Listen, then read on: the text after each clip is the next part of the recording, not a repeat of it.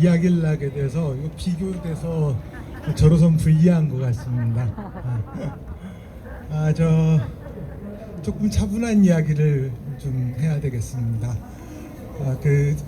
1945년부터 1961년까지 1965년까지 1951년부터니까 15년 동안 일본과 한국과 일본이 국교 정상화를 위해서 협의를 했습니다. 정말로 지루한 협의였죠. 그 15년 동안 여러 가지 우리가 식민 통치를 통해서 입은 피해에 대해서 일본 측에 보상을 요구했습니다. 예를 들어서 금을 캐갔네, 은을 캐갔네, 이거 사실이 아닙니다. 어떻건 간에 그 과정에서 노동자 중에 임금을 덜 받은 사람이 있다.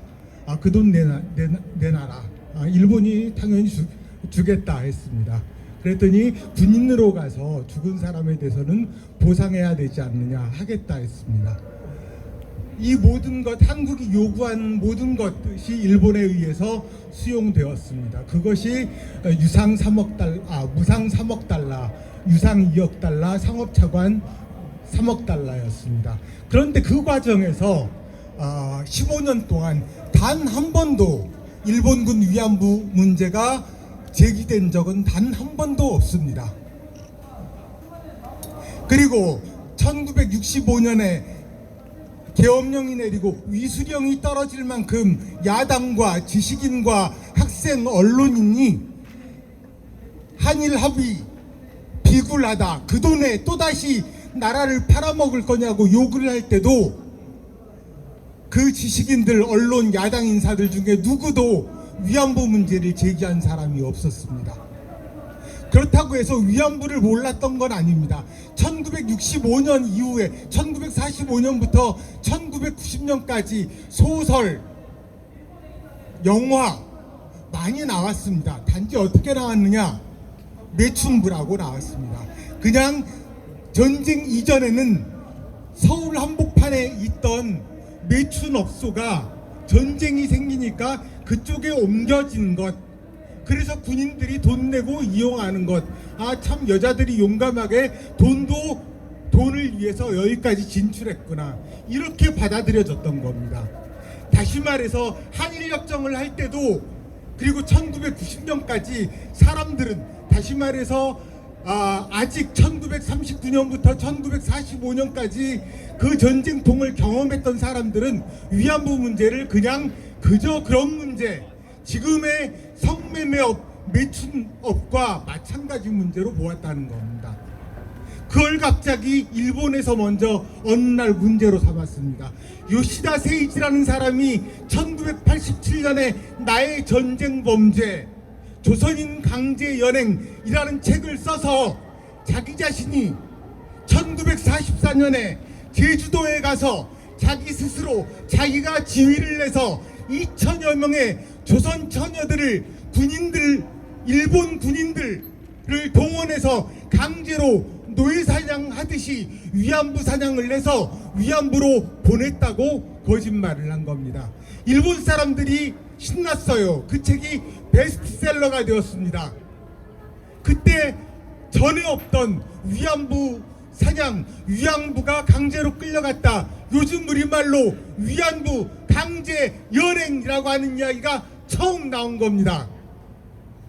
그 이야기를 1990년도부터는 1990년에 만들어진 단체, 전국 23개 단체가 수십만의 회원을 가진 여성 좌파 단체가 만든 여성단체 협의회를 중심으로 해서 정대협이라는 것을 만들었습니다. 정의기억 연대라는 것을 만들었습니다.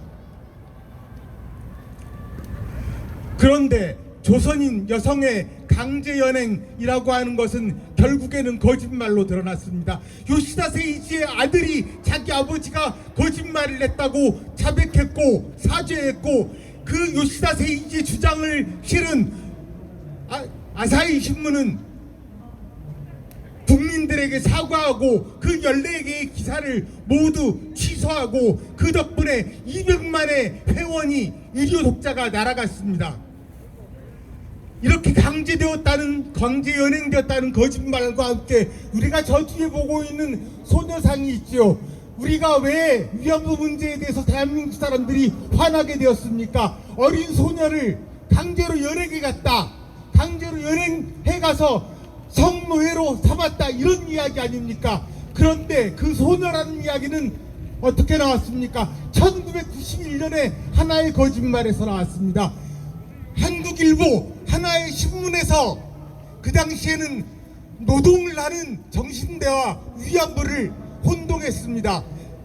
정신대는 국민학교 5학년 이상이면 정신대가 될 수 있었습니다. 12살짜리도 공장에 일하러 갔습니다. 따라서 당연히 12살짜리 정신대가 있는 건데, 정신대를 위안부라고 착각하고 있었기 때문에 12살짜리를 위안부로 끌고 갔다, 이런 오해가 생기면서 1991년 봄 한 달 내내 한국의 모든 언론사와 신문, 방송국이 난리를 치고 교육부에서 전국의 초등학교에 그런 사실이 있는지를 확인하라는 지시를 해서 난리를 쳤습니다. 하지만 뒤에 알고 보니까 그것은 위안부가 아니라 비행기 공장에서 비행기 만드는 것을 도와주고 권총 만드는 것을 도와줬던, 일본어를 해야 할 수 있었던 공장에 가서 일했던 정신대일 뿐이었습니다. 다시 말해서 12살짜리 소녀를 강제로 끌고 갔다는 이 거짓말의 상징이 바로 저 뒤에 있는 위안부 동상입니다.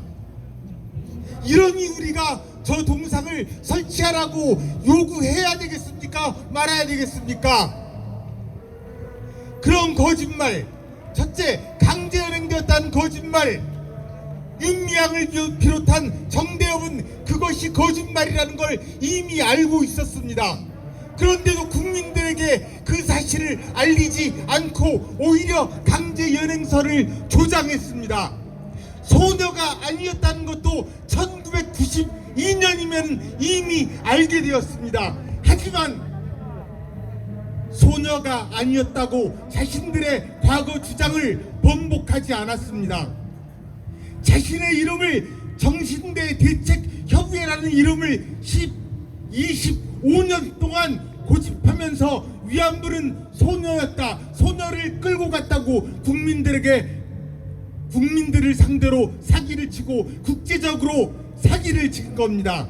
그러니 정대협, 정의연을 해체하라는 소리가 안 나오겠습니까? 지금까지 뭘 했길래? 저들은 위안부 문제가 해결되지 않아야만 먹고 살고 집회도 하고 국회의원도 되고 장관도 되는 사람입니다. 또한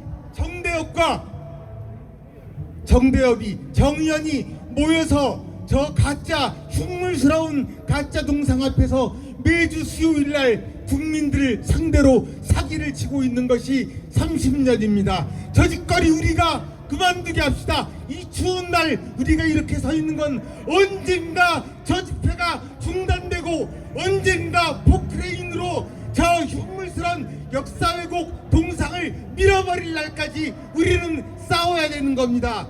저는 그렇게 생각합니다. 감사합니다.